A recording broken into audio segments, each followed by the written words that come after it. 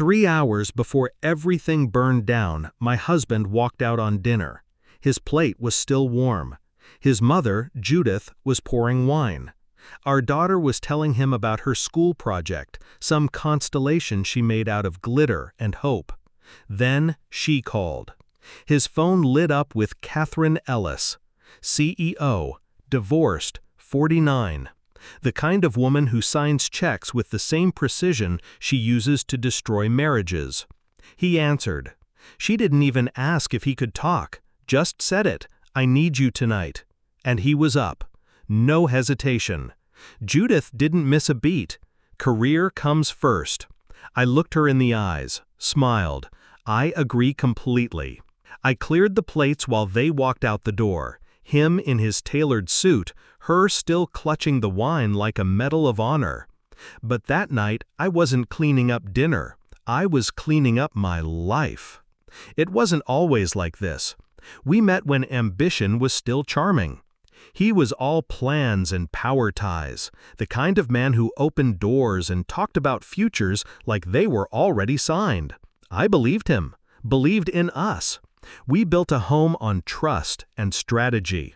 Not love. No, not just love. Something sharper. He respected my mind, said I kept him grounded, said he'd never met a woman like me. Neither had I. The betrayal wasn't loud. It started in silences, missed dinners, half-truths wrapped in apologies. He started shaving more often for work, switched colognes, became strangely protective of his phone. It wasn't until I borrowed his iPad, forgotten in the kitchen, still logged into iCloud, that I saw it. A message from her. Next time, lock the door. I'm still sore. I didn't scream, didn't throw it, didn't cry. I read every message, every detail, every lie. For 2 months, I played loyal wife while collecting receipts like evidence in a trial. But I wasn't planning a confrontation. I was planning consequences. I started with the finances. He didn't know I had access to the offshore account. We set it up when the market tanked in 2020.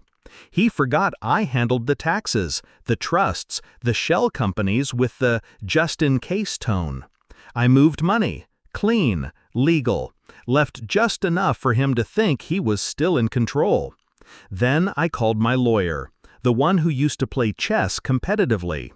We moved in silence, filed for divorce under seal with a clause that would freeze joint assets the moment infidelity was proven. I didn't need to prove it in court. I needed to prove it to her board. See, Catherine Ellis had a morality clause in her executive contract. Clause 12B.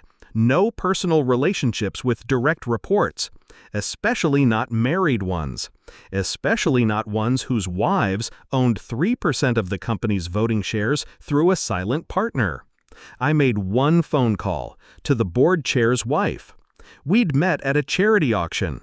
Women like us don't need full sentences, just names, dates, and proof. 3 hours after he left our dinner table, I sat across from Judith again. This time, she was the one holding the wine like a weapon.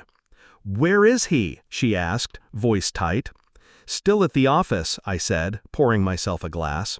I turned on the TV. It was already tuned to the business channel. The breaking news banner scrolled slowly across the screen. Catherine Ellis steps down as CEO amid scandal. A pause. Then my phone buzzed. A message from him. Just one word. Why? I didn't reply. I just looked at his mother. "You said career comes first." I smiled again.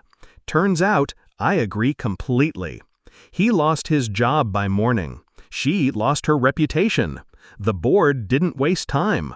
I kept the house, the accounts, full custody.